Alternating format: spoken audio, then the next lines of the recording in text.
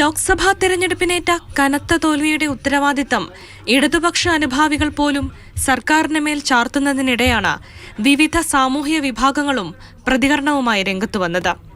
പ്രളയവും മഹാമാരികളും എപ്പോഴും രക്ഷയ്ക്കെത്തണമെന്നില്ലെന്നും കിറ്റ് രാഷ്ട്രീയത്തിൽ ഒന്നിലധികം പ്രാവശ്യം ജനങ്ങൾ വീഴില്ലെന്നും ഗീവർഗീസ് മാർ കുറിലോസ് വിമർശിച്ചിരുന്നു.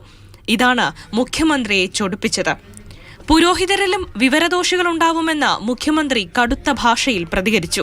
പുരോഹിതന്മാരുടെ ഇടയിലും ചിലപ്പോൾ ചില വിവരദോഷികളുണ്ടാവും എന്നതാണ് ആ വാചകത്തിലൂടെ വ്യക്തമാകുന്നത്.